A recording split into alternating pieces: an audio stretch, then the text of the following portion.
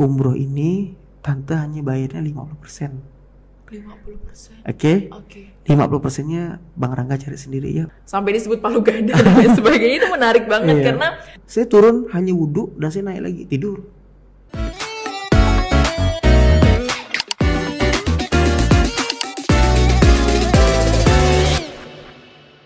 Bismillahirrahmanirrahim. Alhamdulillah kali ini saya ditemani oleh Bang Rangga. Halo, Assalamualaikum. Masya Allah. Gimana kabarnya Bang Rangga? Alhamdulillah sehat Kak. Alhamdulillah, senang banget karena hari ini kebetulan kita podcast di siang hari ya Bang ya. Iya. Terasa hawa panasnya masih terasa nih. Di luar panas Di luar tapi panas. maksud sini dingin Ya, Kak. Alhamdulillah.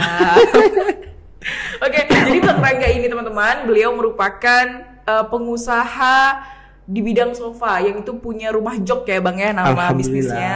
Nah itu jadi mau bikin sofa, reparasi, bahkan sampai revisi sofa juga bisa ya Bang Iya, ya. alhamdulillah. Merubah bentuk sofa. Iya. Masya Allah, tabarakallah. Nah Bang, boleh diceritain nggak nih, apa sih motivasi Abang terjun di bidang ini gitu, dan awal mulanya seperti apa? Oke. Auzubillahi minasyaitonirrajim. Bismillahirrahmanirrahim. Assalamualaikum warahmatullahi wabarakatuh. Waalaikumsalam. Terima kasih kawan-kawan, terima kasih kawan-kawan semuanya telah mengundang saya. Saya ini sebenarnya datang hanya ingin bercerita. Oke. Gimana sih bisa sampai punya usaha rumah jok, seperti apa dan bagaimana. Nah, kalau ditarik mundur, saya itu dulunya tidak tahu dan tidak paham tentang sofa Kak. Hanya sebagai melihat, oh ini sofa, oh kita beli sofa untuk di rumah tangga. Tapi kalau posisinya saya paham enggak. Jadi kalau ditanya, saya itu dulu ngurusnya apa pekerjaan saya? Dulu saya di bidang kontraktor. Belajar dengan bapak saya, terus ikut orang kerja, terus ngelihat, oh gini loh dunia luar seperti ini. Nah di fase titik jenuhnya saya 3-4 tahun di kontraktor, capek juga kan. Nah qadarullahnya saya belajar untuk memperbaiki diri. Karena dari pribadi saya itu banyak hal-hal yang memang kayaknya saya ini enggak, kok harus kayak gini nih. Allah suruh bilang enggak, kok kayak gini ya, kok gini. Nah saya ikut itu, mengalir lah. Iya. Kalau bahasanya tuh mengikuti jalannya yang Allah berikan. Nah siapa yang belakang saya, siapa yang mendoakan saya, siapa yang mengajarkan saya, itu guru saya, Ustadz Luqmanul Hakim. Yang alhamdulillah sampai hari ini beliau juga masih sampai guru saya, dan insya Allah sampai kapanpun insya Allah. Nah saya belajar dengan Ustadz Luqman. Ente ngurus ini aja. Oke Ustadz, saya ikutkan, kata Ustadz. Ikut belajar begini begitu. Gimana dunia luar. Dari saya jualan, mohon maaf Kak, saya dulu jual pentol Kak. Pernah jual air galon, yang mungkin saya tak pernah ceritakan ini. Nah saya jualan dari pentol bakar, sosis bakar, habis itu jual flash disk anak soleh, terus belajar untuk jualkan umroh, jualkan buku. Jadi kalau dihitung dalam bisnis saya itu lebih dari 10 jari saya, kaki dan tangan. Wow, Masya Allah. Percobaannya juga banyak ya Bang ya? Itu Masya Allah, tabarakallah. Seperti kalau kita di dalam laundry itu, seperti baju itu dibersihkan. Tapi nikmatnya perjalanan hidup itu tuh sangat indah bagi saya. Karena apapun saya jalani. Karena dulu saya berbicaranya adalah mencari rezeki, yang penting duit banyak, nyaman. Rupanya enggak. Saya pikir dulu kita melihat kan gini, banyak orang cerita, bro kalau duit kau banyak pasti hidup kau nyaman. Di saat fase itu saya coba, uang banyak, rupanya tidak nyaman. Yang kurangnya adalah ketenangan rupanya. Selain ketenangan, mungkin kurangnya keberkahan.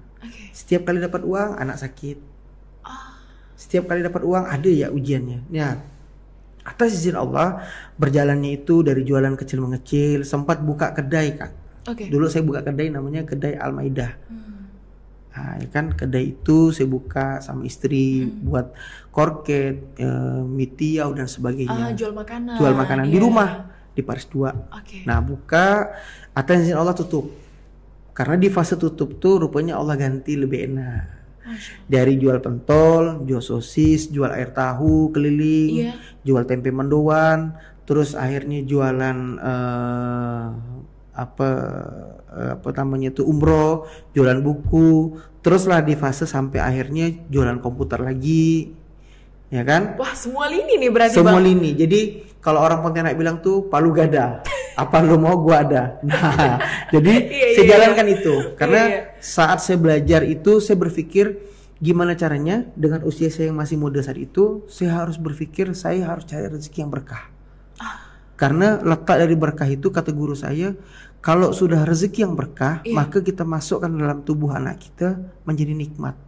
Tidak sakit, terhindar dari penyakit dan sebagainya. Karena tadi niat kita adalah mencari yang berkah. Nah, saya berpikir dulu kan, ya Allah, rezeki aku ini belum banyak. Mungkin kalau bisa dikatakan untuk saya dapatkan uang sebesar 600.000 satu minggu tuh Kak, saya harus harus menguras tenaga tuh dengan jualan ke sekolah-sekolah. Air yang namanya jual air tebu tuh Kak, jam 2 subuh bangun, buat air tahu, blender sendiri dengan istri tuh, merah sendiri, dimasak sendiri, di packing sendiri, terus ngantar, posting di Facebook, posting di WA, yuk yang mau pesan, bang pesan 5 bang, nah itulah. Dan memang itu betul, ketika kita ikhtiar tuh Allah tuh datangkan ya pembeli, entah macam-macam dari mana.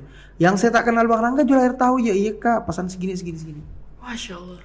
Nah itu di tahun 2017-18. Itu belum buka ini ya rumah jok ya? Belum. Masih jauh ya? Masih jauh nih Kak, masih banyak panjang ceritanya. Saya akan ceritakan. Nah di fase itu dari 2015 saya berhenti itu di kontraktor, 2016, 2017. Nah dengan fase-fasenya yang saya bilang tadi, kita seperti masuk dalam laundry, itu Allah berikan rezeki yang tak pernah dikira-kira. Jadi di satu masa di tahun 2018 kalau nggak salah saya, dari 2017 akhir ke 2018 awal dan sampai akhir, itu seperti keran gitu dibuka, stop kerannya, itu mengalir deras. Entah dari mana rezeki saya nggak tahu. Dari rezeki di fasenya saya pengen niat kurban kambing saat itu, Allah berikan sapi Kak 1 ekor. Masya Allah, dari niat mau kambing doang dia? Dari niat, saya pasang niat, ya Allah, kalaulah aku belum bisa beli 1 ekor kambing, minimal saya patungan. Saat itu wasilahnya mertua saya. Saya bantu orang mengantarkan kambing-kambing orang di saat itu. Hamin 1 mau lebaran Idul Adha, saya antarkan kambing-kambing. Bang pesan kambing, oke, ke Sungai Jawi. Bang pesan kambing, bayangkan kambingnya di seberang, ngantarnya ke seberang sana, ke seberang kota, dalam arti ke Paris 2, ke Serendam, ke Sungai Jawi dan sebagainya. Allah izinkan sampai jam 5 sore saya ngantar saat itu, sudah saya antar dan sebagainya. Si pedagang kami itu ngasih saya, Bang Rangga makasih banyak ya, saya tak bisa kasih banyak-banyak. Apa nih Pak? Ini ada rezeki untuk orang. Lah kan saya tidak ada minta Pak, saya bilang. Saya ikhlas dan tulus nolong Bapak. Karena saat itu niat saya adalah gimana saya hidup sekarang nih bisa bermanfaat untuk orang banyak. Sampai hari ini dan seterusnya insya Allah. Mudah-mudahan Allah istiqomahkan saya. Amin. Karena manusia ini tak jauh dari kesalahan Kak. Gitu. Jadi selesai saya dikasih. Saat itu saya ngelihat uangnya 1 juta, kalau nggak salah saya, seingat saya. Saya kasih istri, kasihkan Bapak, mungkin Bapak bisa masukkan lah. Saya mungkin nggak tahu gimana akadnya, tapi saya cuma bilang, ini ayah pasang niat untuk kita berkurban sekeluarga, walaupun kita belum satu. Baru mau ngomong, ya, habis itu kan azan buka puasa kan? Baru mau ngomong, belum keluar dari mulut, Bapak tiba-tiba, Pit, kata istri saya kan namanya Fitri ya kan, Pit nanti kurban tuh ada Bapak tuh 1 ekor sapi, cuman belum ada namanya. Coba lihat cara Allah Kak, dipikir ya, yang namanya orang kalau mau kurban pasti sudah nyiapkan nama sebelum beli. Betul. Masuk akalnya logika seperti itu ya. Tapi kok saat itu Bapak mertua saya beli dan tidak ada namanya. Dan itu dikasihkan di kampung mualaf kalau tidak salah saya. Pit belum ada namanya. Kita masukkanlah nama kita sekeluarga.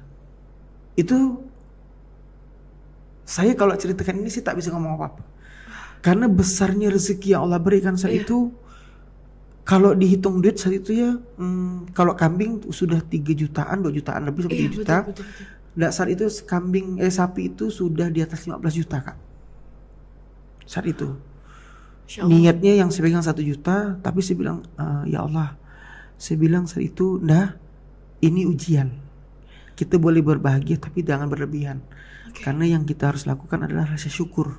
Iya. Itu yang saya bilang sama istri. Masya Allah. Dah, saya masuklah nama istri, anak, istri saya masukkan nama saya, istri Iya. saya dan lain sebagainya. Dah, masuklah. Sisanya tuh ke keluarga istri saya kalau tidak salah. Iya. Selesai, korbanlah. Itu Iya. satu hal yang baik Allah berikan.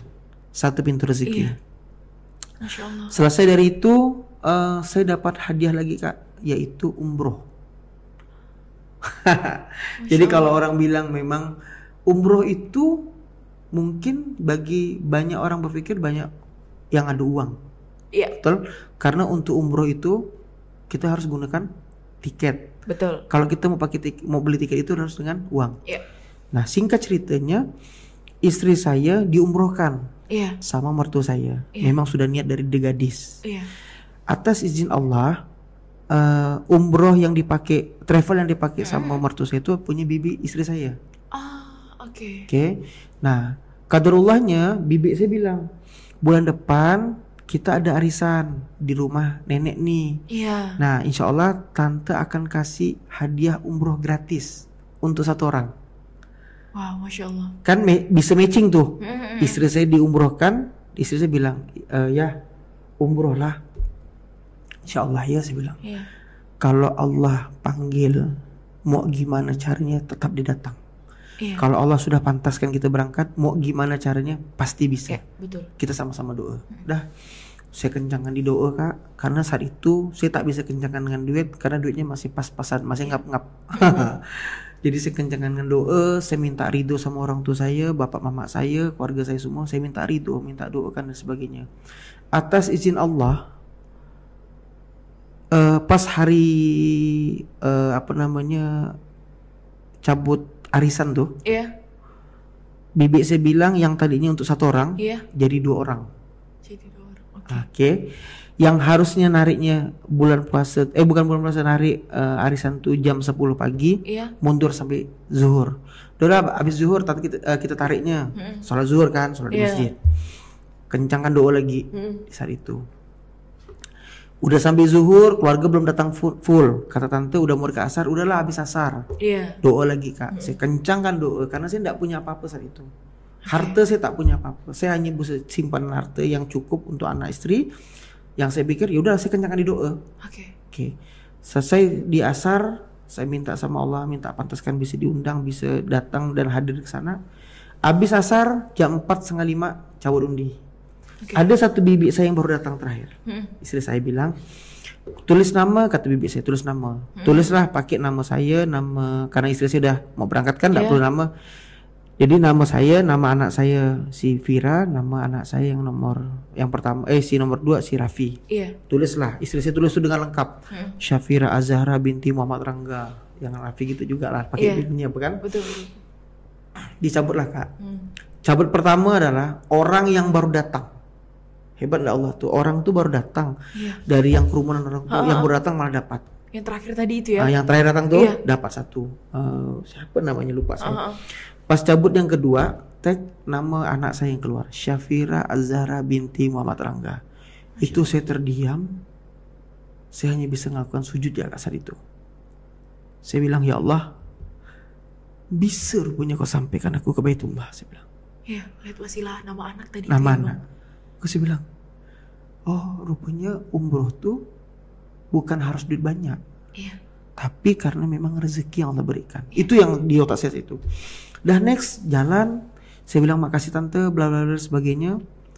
Nah, cuman saat itu tante saya bilang, umroh ini tante hanya bayarnya 50%. 50%. Oke? Oke. 50%-nya Bang Rangga cari sendiri ya. Oh, insya Allah tante. Saat itu kurang lebihnya harus terkumpul 14 juta. Lumayan juga ya Bang ya. Lumayan kan Kak? Iya, Di saat lumayan. itu saya tidak ada duit. Saya benar-benar tidak ada duit. Ada duit untuk keluarga, Iya. untuk anak, untuk istri, pegangan dan sebagainya. Dah saya berjalan ya Kak. Saya kencangkan dengan doa sebagaimananya kita berdoa sama Allah, minta benar, rindu ke Baitullah. Atas izin Allah, saya didengar sama bapak saya ceritakan, saya minta doanya Pak sebagai diundang umroh gini-gini. Wasilah bapak saya lah yang melunaskan umroh itu. Masya Allah. Jadi bapak saya manggil, "Dek, ke rumah Dek, ada apa Pak? Ke rumah aja."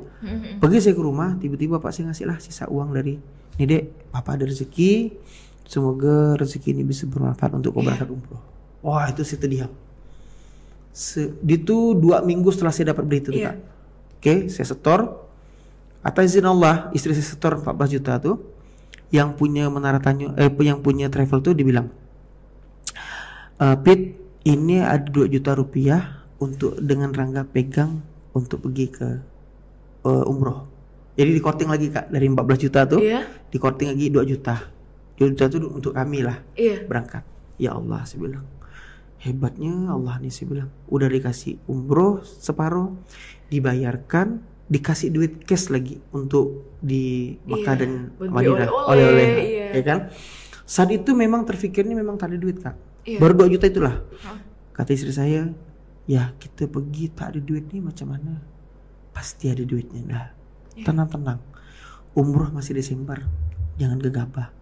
Karena kalau kita kerasa kerusuk tuh nanti setan suka. Tenang-tenang aja," saya bilang. Dah. Berjalanlah waktu, saya pun kerja. Tiba-tiba saya dikasih, ada satu orang baik.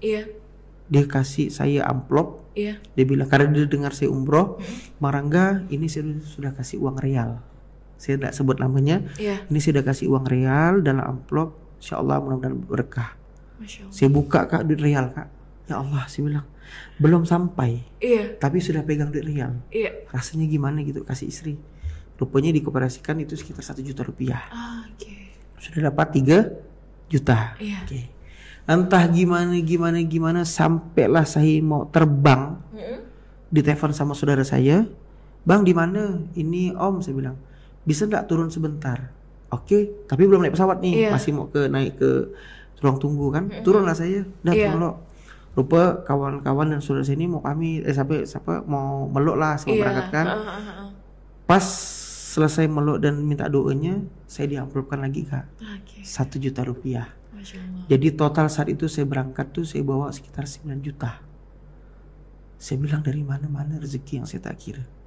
Umroh gratis, sisanya dibayarkan, di korting 2 juta, total duit setelah terkumpul mau berangkat 9 juta. Termasuk 2 juta itu. Saya bilang, terdiam saya kan. Tapi saya bilang gini, ya udah, yang penting aku tidak curi. Aku tidak minta. Hanya mintanya sama Allah. Dah. Next jalan umroh, jalan semua selesai. Kalau cerita di sana, cerita kebaikan yang Allah berikan. Saya bilang, sampai dan bisa aku melihat Ka'bah. Sampai bisa pegang sama istri. Kan ada kadang orang berangkat dia sendiri dulu, baru bawa istrinya. Tapi saat ini saya diberangkatkan Allah tuh dengan cara saya sepasang dengan istri saya.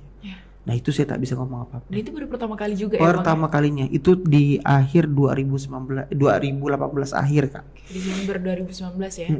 2018 ya? 2018. Wow, Masya Allah. Perjalanan waktu terus saya berusaha untuk istri, untuk anak-anak, untuk keluarga. Sejalan terus. Apa yang bisa kerjakan. Banyaklah kerjaan-kerjaan saya yang swasta tuh, dalam arti wirausaha, usaha saya yang dagang eceran Kak. Jadi "Bang, ada barang ini enggak?" "Ada Bang, teh jual." Selesai bayar, ada selisih keuntungan. Nah, next setelah masuk di tahun 2019, habis lebaran, tiba-tiba saya tuh terfikir gitu, ngapa kalau kan ngeliat sofa nih ceritanya. Ngeliat sofa, udahlah buka sofa nih gimana ya. Saat itu sudah pandemi Covid Kak. 2019 kan? Nah, 2019 mulai bulan Juli. Jadi saya ditemukan tukang, singkat ceritanya ditemukan tukang. Saya bilang tukang itu, "Mas, kamu mau enggak kita buka usaha ini?"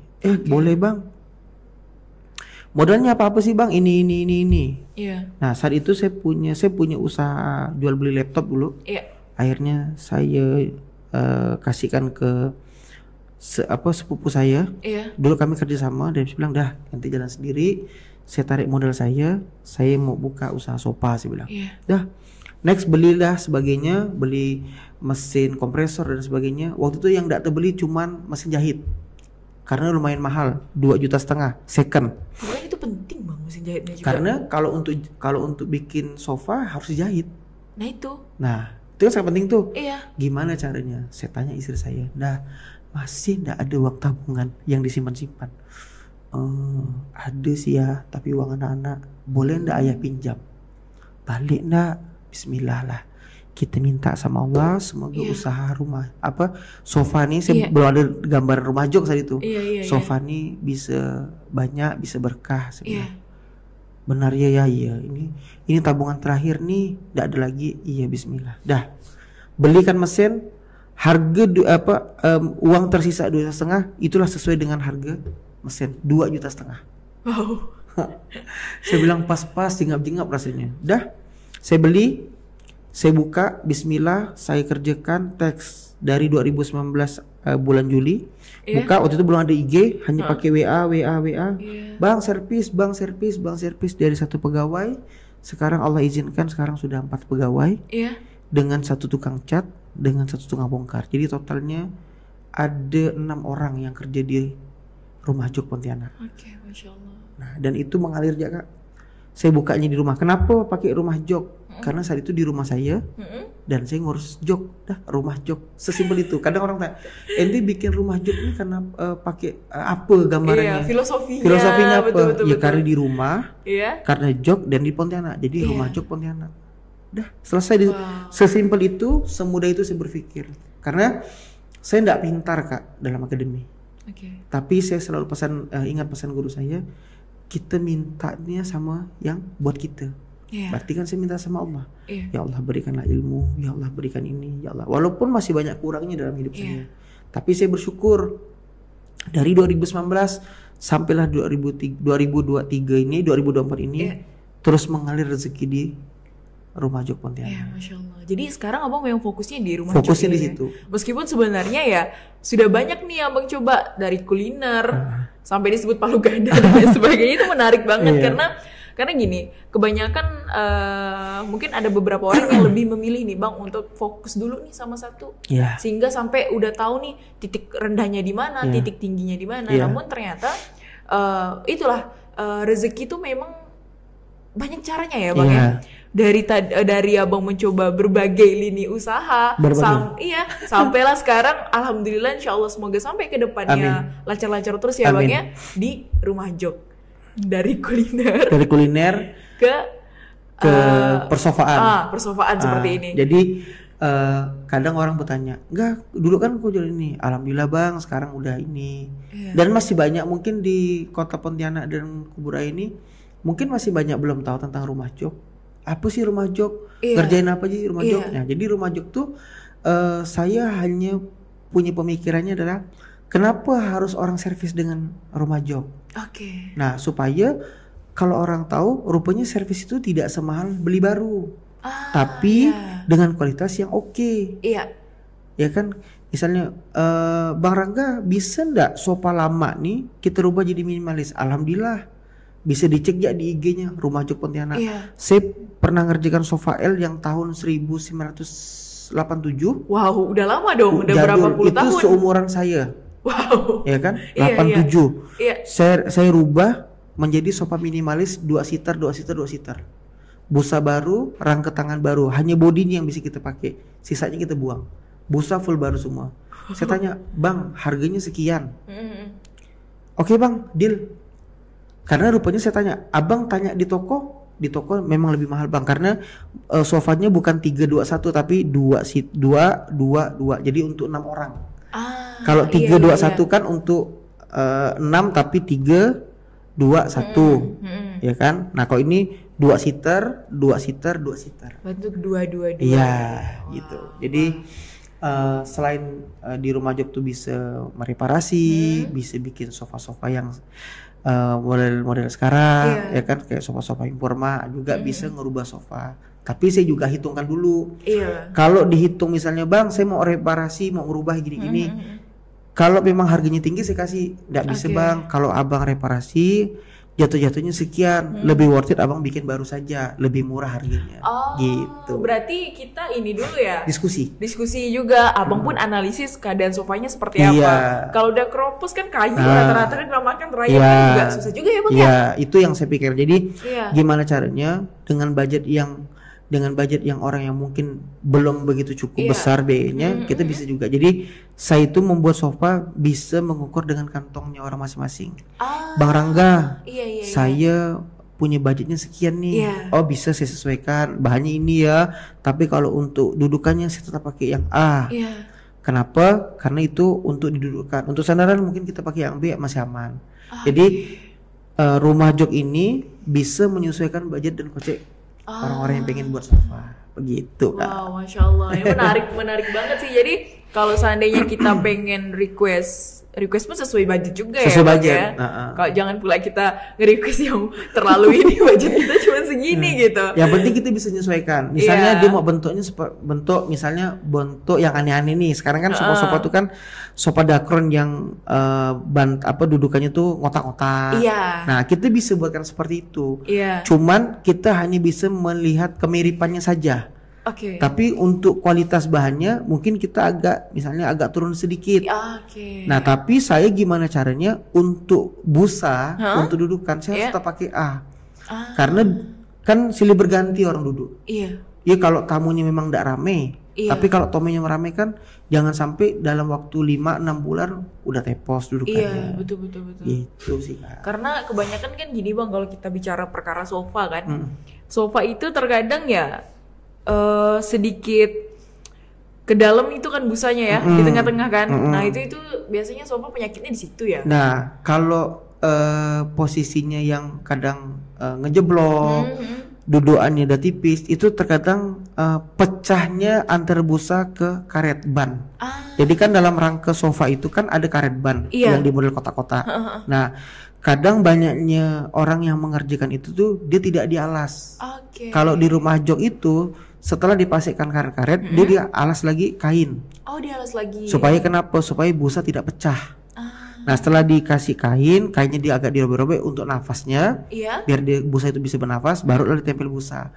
Nah, kain itulah yang membuat jangka panjangnya busa bisa bertahan lebih lama. Berarti memang ada teknik-tekniknya. Ada tekniknya ya, Bang, ya? Sebenarnya sih juga nggak tahu, Kak. Cuman saya belajar dan berdoa supaya ilmu itu sampai. Saya menganalisa, ini begini, dan saya diskusinya juga dengan tukang yang berpengalaman. Masya Allah, ini keren banget sih. Baik Bang. Nah, dari Abang menjalankan bisnis ini kan udah lumayan berapa tahun kan, meskipun banyak juga bisnis yang dicoba. Nah, apa sih inspirasi Abang yang dari Quran ya, entah dari Quran ataupun dari hadis yang bisa menjadi pendamping lah dalam pedoman Abang dalam menjalankan bisnis? Kalau saya itu selalu diingatkan sama guru saya kan, selalulah menjadi orang yang bisa bermanfaat untuk orang banyak.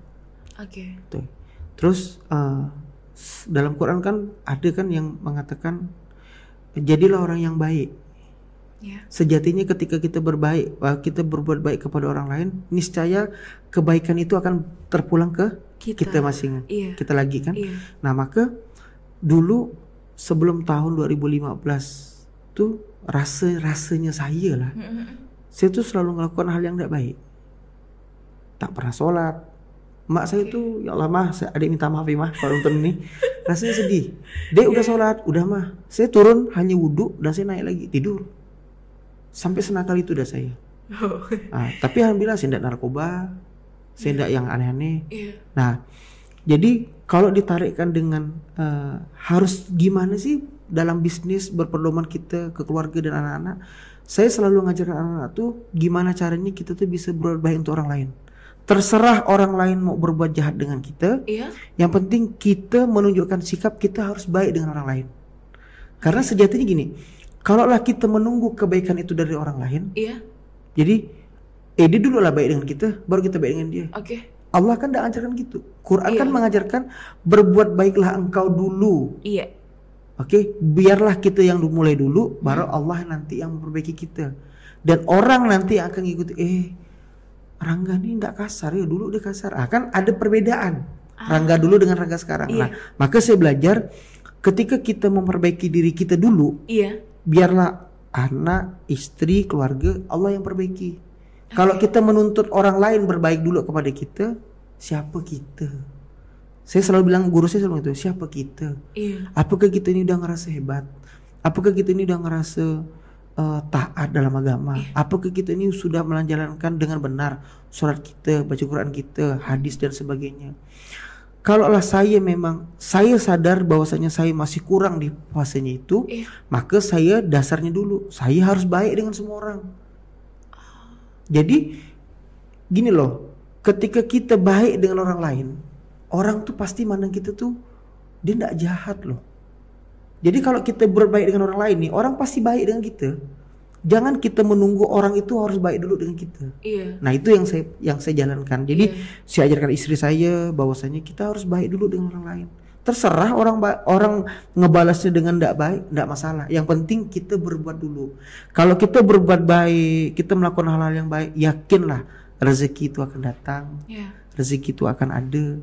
Mau dia dari uang, mau dari pertemanan dan sebagainya. Karena kalau guru saya itu selalu bilang kayak gini, kalau kita melapangkan hati, ya kan, rezeki kita datang. Kalau hati kita sempit, rezeki kita sedikit. Itu saya tak mau. Jadi banyak-banyak melapangkan dada ya, selalu membahagiakan orang lain, selalu membuat orang tertawa. Masya Allah. Kan dasar-dasar ya tuh Kak. Sekarang kita buat orang ketawa tuh perlu mengeluarkan uang enggak? Enggak sih. Enggak kan?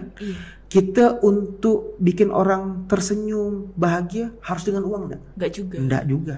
Dengan kita melakukan kebaikan, gurau dengan baik, habis itu menegur orang dengan duluan. Itu kan hal-hal yang dasar yang sebenarnya kita bisa lakukan. Bisa. Mau atau enggaknya itu dari diri kita sendiri. Nah itu. Nah, kenapa banyak orang bilang, kan harusnya dia dulu lah. Sekarang kita maunya hebat di mata manusia atau hebat di mata Allah? Enggak tuh, mau hebat di mata manusia atau mau hebat di mata Allah? Nah, kalau saya lebih bagusnya di mata Allah kita hebat. Kenapa? Kalau di mata manusia hanya segitu aja penilaian manusia. Tapi kalau Allah yang nilai kita, sampai kapanpun Allah akan sayang dengan kita. Masya Allah. Tapi bukan berarti yang kita lakukan, biarlah di mata Allah kita hebat. Enggak, bukan gitu maksudnya. Biarlah kita tetap rendah hati, kita tetap tunduk, biar Allah yang nilai. Karena sesungguhnya yang adil itu hanya Allah. Seadil-adilnya manusia tetap tidak adil. Siapapun itu. Tapi kalau sudah Allah, dia maha yang paling adil. Maka biarlah orang menilai kita seperti apa, yang penting kita dengan orang tetap harus baik. Makanya yang Ustaz Lukman bilang tagline-nya, jangan bosan jadi orang baik. We are nothing, karena kita bukan siapa-siapa. Allah is everything. Wah, we are nothing, Allah is everything. Masya Allah. Ini menarik sih Bang, karena gini, memang benar banget bahwasanya kita sebagai muslim memang haruslah berbuat baik ya Bang ya. Namun kita nih balik-balik lagi Bang, jadi manusia ini mungkin minta pendapat Abang aja sih. Kalau tanggapan Abang gimana? Karena gini, kita udah bikin baik nih mungkin sama orang, entah sama keluarga, entah sama teman-teman kita gitu kan. Tapi terkadang memang kita juga nggak berharap sih dia baik sama kita juga, ya kan? Nah, hanya saja nih kita sebagai manusia itu kan terkadang ada titik jenuh, ada titik capek, ya kan? Dimana-mana nih kita udah berusaha menurut kita baik, namun mereka berbalas kita tuh berbeda Bang. Nah itu kalau menurut tanggapan Abang gimana?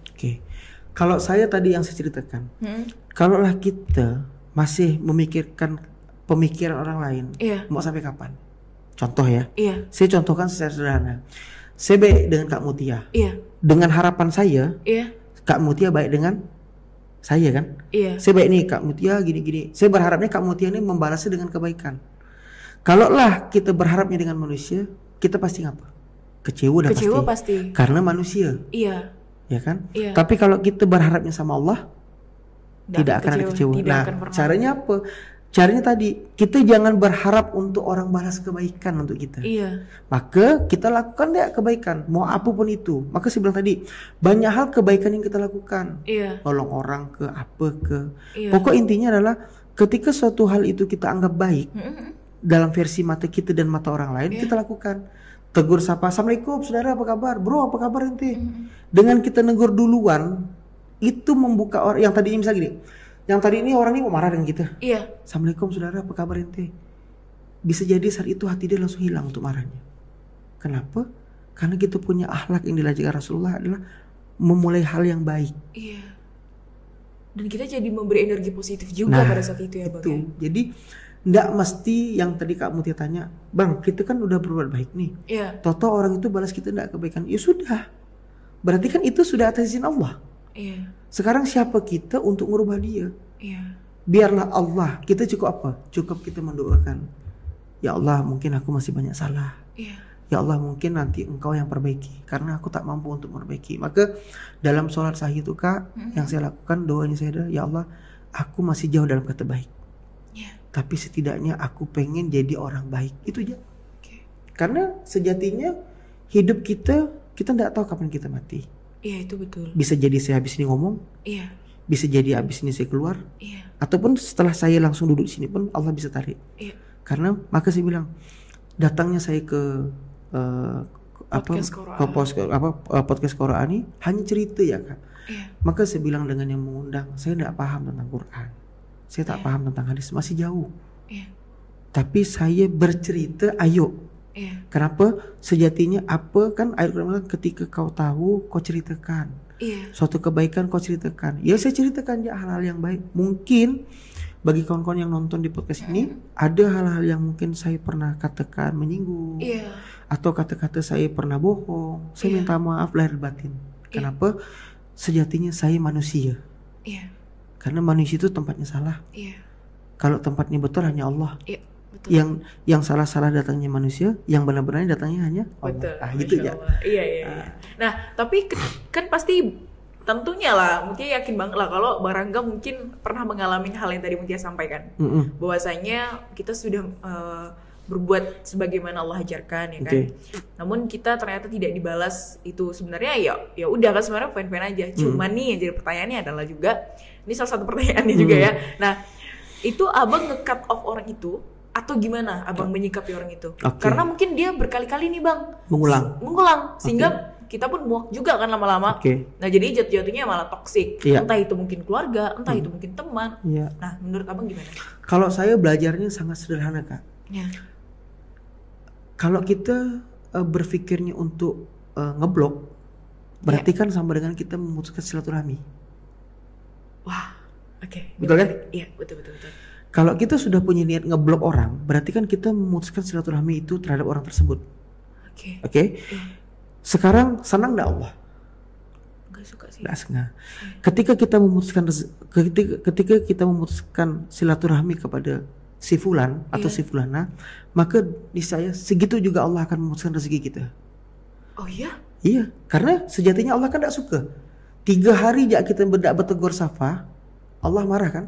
Balik lagi ya sama Nah, kita. jadi kalau menurut saya, kakak bilang, kalau menurut Bang Rangga, apakah Bang Rangga putuskan atau Bang Rangga hindari? Enggak. Saya tetap berteman. Kalaupun dia tidak mau berteman, biarlah dia yang tidak mau berteman dengan saya, tapi saya tetap berteman dengan dia. Karena sejatinya gini Kak, kalau bicara tadi toksik, orang ini bisa menebar kebencian dengan kita, tidak masalah. Yang penting ketika ketemu kita tegur. Bro, apa kabar? Dia tidak negur, tidak apa-apa. Tapi maka balik lagi yang saya ceritakan. Di mata Allah ini kita ngapain? Kalau kita di mata manusia kita benci, nah di mata Allah tuh Allah tak suka. Lebih bagus kita negur nih, tapi Allah tahu, oh dia tetap negur kok walaupun si fulana tuh atau fulan tidak negur dia tetap berbuat baik rupanya ya. Berarti yang aku ajarkan kata Allah dan Rasulnya tetap berbuat baik. Apa cerita Rasulullah yang dia dilempar, dihina? Pertanyaannya, Rasulullah balas enggak? Enggak kan? Enggak. Dan apa yang dilakukan Rasulullah? Balas kebaikan. Didoakan. Iya. Diucapkan yang baik. Apalagi Rasulullah mau hindari? Enggak. Maka saya ya enggak tahu ya kalau versinya masing-masing orang. Kan kakak bertanya kepada saya ini. Kalau saya tidak akan blok dia. Saya tetap tegur sapa kalau ketemu. Kalau dia menghindari saya ya sudah. Tapi saya tidak punya niat untuk memutuskan silaturahmi dan ngeblok. Oke. Misal nih, dia datang di perkumpulan teman saya. Dia berbahasa begini-begini, kita diam. Karena kita ini lebih baik diam daripada kita ngomong. Kita duduk nih dengan saudara kita. Iya. Terus ada satu orang, si fulan atau si fulana yang mau benci dengan kita nih. Iya. Si Rangga tuh gini. Kan tinggal orang menilai kita. Sehari-hari, Rangga nih benar kayak yang diceritakan dia? Oh enggak lah, Rangga gini. Nah, orang bisa menilai, bisa melihat. Tergantung lagi orangnya. Dia mendengar dengan cara apa, dia melihat dengan cara apa, dia ngomong dengan cara apa. karena semuanya ini akan dipertanggungjawabkan nanti. Jadi bagi saya ya tidak ada suatu hal kebaikan yang tidak harus kita lakukan terus. Karena apa? Sampailah kita mati biar orang banyak doakan kita. Wah, Masya Allah. Wah, ini menarik banget nih. Masya Allah, Allah Akbar. Ini karena apa ya Bang, ini relate banget kan. Bahwa kalau misalnya teman-teman mungkin di luar sana juga banyak nih mengalami hal gini kan. Mungkin ada yang curhat-curhat di platform Instagram ataupun di Facebook dan lain sebagainya. Karena tentunya kita juga butuh nih perspektif dari sudut pandang orang lain, sudut pandang Bang Rangga, itu tentunya juga sangat penting sih kalau menurut saya pribadi. Maka saya singgung juga karena kita ngebahas kan ada korelasinya juga. Oke, baik. Nah, kalau itu tadi kita udah ngebahas perkara persofaan, bisnis-bisnis, kemudian kita juga ngebahas tentang kehidupan juga kan tentunya. Nah, Mutia pengen nanya nih Bang, dalam keluarga. Nah, gimana sih Abang itu mengajarkan nilai-nilai Islami kepada keluarga Abang, kepada istri, kepada anak, itu awal mulanya gimana? Jadi kalau pertama, kan tadi saya ceritakan dari awal kan, saya orangnya yang gak paham tentang agama. Saya taunya cuman orang Islam itu sholat 5 waktu, terus ditambah dengan sholat sunnah yang lainnya, itu aja yang saya taunya. Tapi walaupun saya tidak lakukan. Setelah saya belajar dengan Ustaz Lukman, guru kita, oh harusnya seperti ini, hidup itu tenang seperti ini. Nah, sebelum saya mengajarkan kepada istri, keluarga, anak, saya perbaiki dulu diri saya. Karena sejatinya adalah ketika kau perbaiki dirimu, kau perbaiki ngajimu, kau perbaiki sholatmu, kau perbaiki sifat dan semua karakter dirimu, maka Allah yang akan perbaiki istri, keluarga dan anak-anakmu. Jadi tugas kita adalah gimana caranya. Kan kakak tanya, gimana Bang cara mengenalkan Islam kepada anak-anak? Dengan cara praktek. Karena kalau saya bicara tentang ayat saya tak paham, kalau saya bicara teori dengan anak-anak mungkin anak belum paham. Tapi ketika kita bicara realnya dengan cara praktek, anak-anak paham. Ya, contoh. Ya kenapa ya kasih orang itu ya? Kan dia bisa kerja. Itu contoh ya. Nah, Allah tuh memberikan harta yang banyak untuk semua orang. Terus ya tidak salah kan kalau kita hanya ngasih 5.000, ngasih 2.000, ngasih 10.000, semampu kita yang ada di rezeki kita. Kenapa harus berbagi ya? Ya, itu kan yang diajarkan Allah dan Rasulnya. Ketika kau berbagi, sedekah namanya nak, maka Allah akan balas dengan kebaikan. Oh, udahlah, kok gitu Kak ya mau sedekah, ya, kok gitu adik mau sedekah. Dan itu Kak mengalir Kak sampai hari ini. Sampai sekarang malah berbalik. Kalau saya lupa, ya ngapa enggak nolong orang itu ya? Sekarang anak saya yang menegur saya. Anak malah jadi reminder ya Bang. Nah, jadi gimana cara memperkenalkan kepada keluarga? Dengan cara kita jangan banyak cakap, jangan banyak dialog, tapi banyak melakukan perbuatan. Praktek langsung. Tapi kan dia akan tanya, kenapa begini ya? Kayak ibu saya tanya, Dek kenapa harus kayak gini? Karena gini mah. Oh gitu. Dek kenapa kita harus sabar? Ya harus sabar lah mah. Rasul kita ngajarkan kita untuk kesabaran yang luar biasa. Oh gitu. Jadi tiktokan cerita itu mengajarkan itu tuh dengan cara, kalau saya tidak tahu orang lainnya, kalau saya itu dengan cara perbuatan dulu Kak. Setelah perbuatan dia kan akan bertanya. Nah saya baru cari tahu. Oh kenapa gini, kenapa? Saya baru ceritakan. Nah nanti sedikit banyaknya istri saya juga ngajarkan. Oh nak, kamu tuh kayak gini. Nah kok istri, ya kenapa kita harus kayak gini? Kita harus kayak gini karena sesuatu hal tuh kita harus dimulai dengan kebaikan. Kalau kita mulai dengan kebaikan, semuanya akan baik-baik saja. Gitu. Masya Allah. Wah, ini keren, menarik nih. Bang, berarti bisa dibilang ya memang kita itu dalam pengajaran anak ini, kalau dari versi parenting Abang ya, itu memang kita perilaku dulu, kita memberikan contoh dulu. Setelah kita memberikan contoh, anak tuh memang lebih ini ya Bang ya. Pernah juga saya baca bahwa anak-anak itu memang lebih masuknya kalau melihat perilaku tingkah laku kita kebanding kita ngasih tahu. Nah, jangan ini nggak boleh ya. Dibanding itu sebenarnya. Karena kalau kita ceritakan dulu tuh dia belum paham. Ya kan, kayak di sekolah dia melakukan hal yang banyak. Adik tadi ngasih ini ya, terus kawan adik langsung bilang ditolong kayak gini-gini. Nah itu kan Allah balas, saya bilang. Ketika kamu niatnya baik, maka Allah langsung balas kebaikan. Orang jahat ya Allah masih kasih yang baik, apalagi kita baik, nak, saya bilang. Oh gitu ya. Jadi ketika kita melakukan itu, ketika kita mengajar itu hal-hal yang baik, yang dasar-dasar kayak gitu, yakin saya dengan saya menerapkan, mengajarkan dengan praktik dan teori, sekolah juga akan mengajarkan. Oh betul kata ayah, ya begini. Nah dia diceritakan lagi. Nah kadang saya lupa gitu kan, ya kenapa nggak nolong ya ayah nih gini. Dia yang marah. Kalau kan ya namanya kita manusia kan kadang lupa. Ya ngapa ya tak nolong ya, alah balik lagi. Saya putar balik lagi kan untuk mengikuti kata anak saya yang memang itu baik. Saya putar balik dan saya nolong orang itu lagi. Begitu sih. Wow, ini menarik. Oke, baik Bang. Nah, kalau tadi kita udah ngebahas perkara anak dan nah ini juga masih mau bahas perkara anak sih. Jadi gimana sih mungkin awal mula Bang untuk ngenalin Quran sama anak-anak? Dari dia belajar Qurannya, kemudian tadabburinya. Kalau bicara Quran nih, alhamdulillahnya anak saya dari awal sekolah memang dari suara Quran.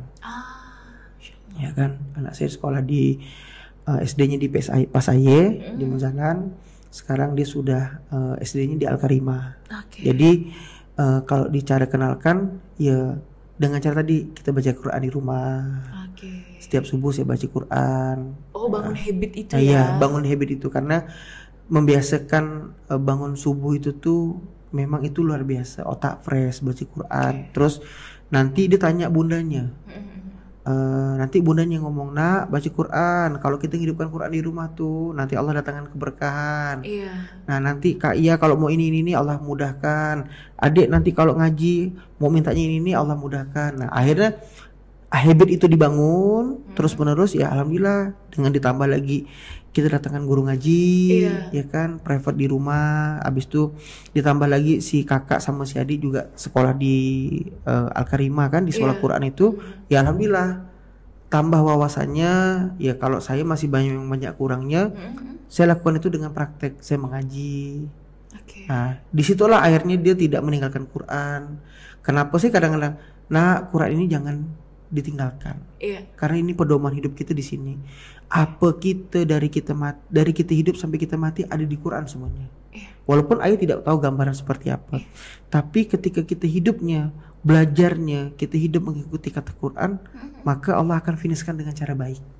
Tidak akan berputar-putar dalam proses itu. Nah, itu yang saya belajar dengan Ustaz Lukman. Dalam arti itulah saya belajar dengan guru-guru lain juga. Oh ini begini Bang Rangga, belum lagi dengan saudara-saudaranya Bang Rangga, ente tuh harus kayak gini.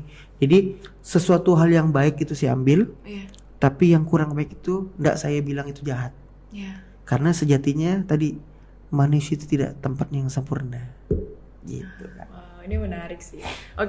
Nah jadi ini Bang, kebetulan kan kalau di Qora itu kan ya, dia kan ada Qora Family kebetulan. Nah, jadi Qora Family itu dimana memungkinkan orang tua untuk memonitoring si anaknya itu. Jadi dia bisa memonitoring belajar Quran anaknya. Sampai di mana? Iya, sampai di mana. Jadi di Qora itu bisa dibilang apa ya Bang? Qora Family ini dia itu ada sekitar 5 akun atau 5 anggota keluarga yang bisa akses ke Qora itu. Jadi kalau misalnya sebelumnya mungkin Abang udah tahu kan untuk Qora itu kan? Nah, mungkin Abang udah tahu kalau Qora, di mana Qora bisa akses belajar Quran dimanapun dan kapanpun, kemudian ada murojaahnya juga dan lain sebagainya.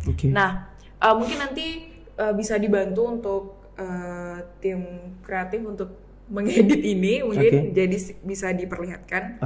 Nah, jadi di Qora itu Bang, dia itu kan ada aplikasi belajar Quran, adalah sebuah aplikasi belajar Quran kan yang bisa mengakses fitur belajar Qurannya. Nah, jadi dia tuh ada fitur yang namanya Qora Family Bang, yang bisa diakses sama 5 akun keluarga. Jadi kita itu bisa memonitoring Bang, misalnya dari anak tuh udah belajar Qurannya udah berapa lama gitu. Nah jadi nanti ada 2 adminnya di situ, yaitu yang pertama ada yang pemilik akun, katakanlah misalnya Bang Rangga yang memiliki akunnya. Kemudian yang kedua ada ibu. Nah jadi ayah dan bunda atau ayah dan ibu itu bisa memonitoring nih ketiga anaknya itu tadi. Nah misalnya nanti kita tinggal klik namanya, contoh Ziyad misalnya. ternyata Bang Z ini sudah berapa lama nih akses Quora? Wah ternyata sudah dari 2 jam yang lalu. Kemudian prosesnya sudah berapa lama nih? Oh ternyata prosesnya sudah 35%. Nah itu kan ada belajar, kemudian ada murojaah, kemudian ada store ayat juga. Mungkin abang sudah lebih mengetahuinya juga kan. Saya alhamdulillah Kak sudah pakai aplikasi Quora ini udah lama. Cuman memang saya tidak mengulik ke dalam. Mungkin nanti saya bisa sharing-sharing, tanya-tanya lebih mendalam. Ini kan udah ada akunnya saya juga. Iya betul. Karena memang dari guru saya juga udah ngasih tahu kita pakai Quora. Karena ini juga punya orang kita kan. Masya Allah. Nah jadi kan kalau misalnya abang bisa lihat di sini ada materi, kemudian ada murojaah sama ayat. Nah nanti di sini akan ada tampilan monitoring untuk khusus pemilik akun yang tadi admin saya sebutkan. Nah jadi bisa dilihat nih bahwa salah satu anak ternyata dia sudah sekian materi loh di Quora gitu. Kita bisa melacak Kak ya? Iya. Misalnya si Raffi udah bacanya sampai di mana? Iya betul. Terus berarti dia juga harus menggunakan Quora kan? Iya, dia akan menggunakan Dia Quora, akan connect nanti. Dan dia juga punya akunnya sendiri. Nah, nanti kita ya bagi kawan-kawan yang nonton nih sangat penting sekali. Jadi kalau saya memandangnya adalah kita ndak harus sibuk-sibuk bawa Quran kemana-mana, dengan handphone saja kita sudah bisa baca Quran. Iya betul. Jadi bagi kawan-kawan yang belum mendownload aplikasi Quora, jangan sampai ketinggalan. Karena Quora ini udah lama, aplikasinya oke, yang punya orang Pontianak luar biasa. Masya Allah, tabarakallah. Kita doakan Quora ini banyak manfaat untuk orang banyak, luar biasa. Kita doakan juga Quora ini menjadi wasilah banyaknya datangnya orang-orang baik. Amin. Karena saya yakin sejatinya yang pemilik Quora juga ini orang baik. Amin. Karena saya juga kenal insya Allah. Nah, jadi kan bisa harapan kami itu adalah bisa membantu ayah bunda yang sibuk. Karena gini Bang, ibu rumah tangga aja tuh sibuk kan? Iya kan? Dia ngurus rumah, ngurus anaknya. Meskipun dia tetap ada waktu untuk ngajarin anaknya Quran, tapi tetap saja kan untuk materi, kurikulum dan lain sebagainya, tentu di Quora akan memiliki kurikulum yang berbeda yang mungkin akan membantu anak-anak lebih mudah untuk belajar Quran. Kemudian ada murojaahnya juga kan, AI yang bisa dikoreksi langsung, ada satu ayatnya juga yang dikoreksi sama ustazah dan ustaz juga nih Bang, secara langsung. Jadi istilahnya kan kita tetap anak-anak kan ada TPA dan lain sebagainya, namun kita untuk mengulik lagi nih agar murojaah kita semakin semakin hafalan kita pun juga semakin oke. Nah orang tua bisa juga memonitoring di situ. Nah kalau menurut Bang Rangga, gimana nih dengan pendapat program Quora Family yang udah ada di Quora? Jadi kalau saya menilainya ini program yang luar biasa. Mungkin Kak ya, saya nggak tahu. Karena maka saya bilang saya menggunakan aplikasi Quora ini udah banyak, udah lama. Tapi saya memang tidak banyak mengulik. Tapi yang Kakak pesan, yang Kakak ceritakan tadi itu sangat luar biasa gitu. Bahwasanya terlengkap. Bayangkan dengan handphone kita bisa monitor anak kita dengan baca Quran sampai di mana hafalannya. Terus sudah bisa setor ayat. Nah, maka saya bilang kan bukan orang tidak baik kalau dia berpikir seperti ini. Jadi orang tuh tidak perlu lagi mikirkan gimana caranya sampai di mana batasannya. Cukup dengan aplikasi kita download, bagi saya itu udah luar biasa gitu. Jadi kalau ditanya gimana pendapat abang tentang Quora, udah luar biasa sekali, sangat luar biasa. Jadi orang tidak perlu pusing-pusing lagi. Apalagi sekarang kan apapun sudah handphone. Sekarang ketimbang mana orang pegang Quran. Saya bukan mengatakan Quran itu tak penting, enggak. Maksudnya ya kalau kita bawa Quran ini kan mushaf ini kan enggak boleh sembarangan. Betul. Karena Ustaz Aidil juga bilang, pegang Quran tuh benar-benar loh. Pegang Quran gini aja itu marah. Ustaz Aidil kepada anaknya. Apalagi Allah. Kan kayak gitu. Jadi kalau kita khawatir kita membawa mushaf tuh kemana-mana agak bimbang, entah kita berhenti di mana, karena itu bukan buku cerita, tapi itu ayat Allah kan. Nah, tapi kok dengan handphone ini kan ya dia aplikasi dan sangat memudahkan bagi saya. Jadi sangat luar biasa sih Quora ini membuat aplikasi yang luar biasa. Ya mungkin tidak banyak orang berpikir, tapi itu terpikirkan oleh Quora. Luar biasa. Alhamdulillah barakallah. Nah, jadi itu ya benar banget sih Bang, karena kita kan gini, dalam aplikasi Quora ini memang tujuannya untuk ngebantu sih lebih tepatnya, bahwa balik-balik lagi kalau kita berkaca sama tujuan awal mula Quora terbentuk adalah untuk membantu mengentaskan buta aksara Quran. Karena kan balik lagi Bang, data itu kebanyakan bahwasanya sekitar 60% rakyat Indonesia yang muslimnya, ya mayoritas muslimnya itu nggak bisa baca Quran sama sekali, buta huruf gitu. Kan sayang banget kan, sampai huruf hijaya aja kita nggak tahu gitu. Itu kan sangat disayangkan. Sedangkan kita hidup di dunia ini ya tentunya pasti butuh pedoman Quran. Kalau nggak ngaji aja ya Bang ya, itu rasanya kayak ada yang kurang. Nggak ngaji aja. Bayangkan kita sholat kan baca Quran juga kan, Al-Fatihah bagian Quran gitu kan. Nah mungkin kalau kita aja mau tidur, yang mungkin ada kepercayaannya memang mau baca 3 kul atau baca ayat kursi, doa-doa tidur juga ayat Quran ya Bang ya. Ada amalan-amalan lah. Nah amalan-amalan yang gitu. Jadi sehingga sayang banget kalau sampai kita baca Quran aja kita nggak bisa. Betul, itu sih Bang, luar biasa. Makasih. Saya mendengar cerita kakak jatuh salah satu yang ngena nih, dalam arti Quran itu tidak boleh tinggalkan. Karena Quran itu tuh pedoman kita hidup kan. Sampai sekarang kenapa Allah masih kasih rezeki? Ya mungkin karena kita tidak tinggalkan Quran. Karena saya ngerasa kan Kak, ketika kita tinggalkan Quran, ketika meninggalkan sholat, sama dengan kalau kita nih, kakak nih bos saya nih, saya tinggalkan kakak, apakah kakak akan peduli dengan saya? Enggak kan? Ngapain peduli dengan orang yang tidak peduli dengan kita? Kan gitu. Nah gitu juga Allah. Jadi pertanyaannya, kita yang butuh Allah, Allah butuh kita. Kita yang butuh Allah. Nah kalau jadi berpikir, makanya tadi ketika kita tidak ingatkan Quran, kita tidak ingatkan sholat, maka Allah tidak akan ingatkan kita. Karena kita sejatinya kita butuh dengan Allah. Jadi sekali lagi bagi saya Quora ini keren, masya Allah, tabarakallah. Memang aplikasi yang dimana mempermudah semuanya. Jadi tidak ada alasan lagi orang tak bisa baca Quran. Tidak ada alasan lagi orang malas baca Quran. Karena kalau kau tidak tahu, kau tinggal buka. Kan ada tuh cara ejaannya kan, tidak salah situ. Terus mendengarkan pun bisa. Cara bacanya kayak gimana, penyebutan roh tuh kayak gimana. Ya kan. Saya lihat tuh begini, dan dia tuh ada perkata juga kan kalau salah saya. Nah jadi ya orang yang menciptakan aplikasi ini kan sebenarnya yang membuatnya pasti tidak gampang, pasti tidak gampang. Tapi dengan adanya aplikasi ini kan sangat-sangat memudahkan orang. Jadi maka sebenarnya tidak ada alasan lagi orang untuk meninggalkan Quran. Gitu sih kalau saya berpikirnya. Karena apa ya Bang ya, rata-rata bahkan orang nih nggak bisa belajar Quran tuh karena malu juga. Nah kebanyakan malu tuh karena kan kalau anak kecil pergi ke TPA kan ya udah itu hal wajar.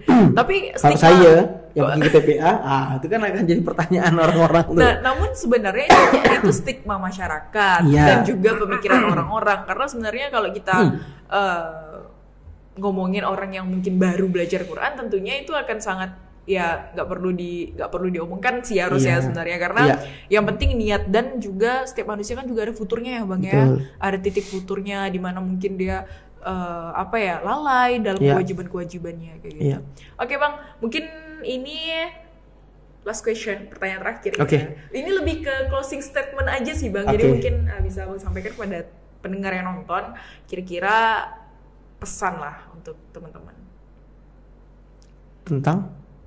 Pesan tentang mungkin teman-teman yang di dunia bisnis, kemudian juga di penghidupan juga, karena tadi kita ngebahas bisnis juga penghidupan kan. Jadi kalau ini sih saya tidak bilang ini suatu pesan dari saya.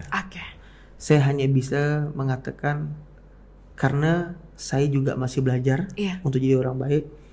Kata kunci dalam hidup adalah terus berbuat baik. Satu, terus jangan bosan jadi orang baik. Sejatinya orang baik itu pasti dimudahkan dengan banyak hal. Dasarnya adalah baik. Kalau dasarnya sudah baik, apapun itu akan baik. Nah, pesan saya mengatakan kepada kawan-kawan yang dalam bisnis, belajarlah dalam bisnis yang baik. Selalu jujur dalam bisnis. Sejatinya rezeki itu tidak akan tertukar. Mau seperti apapun, mau sebanyak apapun, rezeki itu tidak akan tertukar. Pasti ada. Maka doalah yang baik-baik. Ya Allah, berilah rezeki yang banyak-banyak berkah. Untuk apa? Supaya kita nolong orang. Kalau kita rezekinya kita banyak, kita bisa bantu orang. Kalau rezeki kita pas-pasan kan, jangankan untuk nolong orang lain, dengan kita pun mungkin kita ngepas-ngepas gitu. Tapi kalau rezeki kita luas banyak, saya yakin untuk orang kita bisa nolong. Ya kayak Korwa ini kan, berapa manfaat untuk orang banyak, itu luar biasa. Jadi tidak banyak cerita untuk closing statement ini. Terus berbuat baik, teruslah jujur dalam berbisnis. Sejatinya kejujuran itu sangat mahal, tak bisa dihitung-hitung. Karena kalau orang udah tak jujur, orang pun udah malas dengan kita. Apalagi Allah. Itu ya sih Kak. Saya. Jadi jangan bosan jadi orang baik, teman-teman. Kemudian harus jujur. Tapi balik lagi ya Bang ya. Jangan pula kita jadi merasa baik. Nah itu tadi. Itu beda lagi ya Bang ya. Karena saya mengatakan itu adalah itu pelajaran untuk saya pribadi. Jadi Rangga yang duduk di hari ini di sini nih, ngomong ini nih adalah mengingatkan, reminder diri sendiri bahwasanya enggak, kau udah lama enggak begini, enggak, kau harus jadi orang baik. Kenapa kalau itu tidak diingat, maka kan susah. Maka kayak kita bilang gini, banyak-banyaklah turun ke lapangan, banyak-banyaklah ngelihat orang ini yang di bawah kita. Kalau kita sering lihat di bawah, maka rasa syukur kita akan naik. Makin bertambah. Ya? Tapi kalau kita sering lihat ke atas, kan sakit nih. Malah enaknya aja, lupa. Lama-lama ke atas kita jatuh. Itu sakit kepala. Jadi banyak-banyak mandang ke bawah supaya kita rasa syukur itu tumbuh dan terus ada. Alhamdulillah, Masya Allah. Rangga, jazakallah khairan. Sama-sama, terima kasih banyak udah mau hadir di undangan ini dan mau share ilmunya. Semoga teman-teman yang menonton dan mendengarkan podcast ini tentunya dapat tercerahkan, juga memberikan manfaat kepada teman-teman semuanya. Apabila selama berjalannya podcast ini ada sebuah kesalahan dalam pengucapan dan lain sebagainya, kami mohon maaf dan jazakumullah khairan semuanya. Assalamualaikum warahmatullahi wabarakatuh. Waalaikumsalam warahmatullahi wabarakatuh.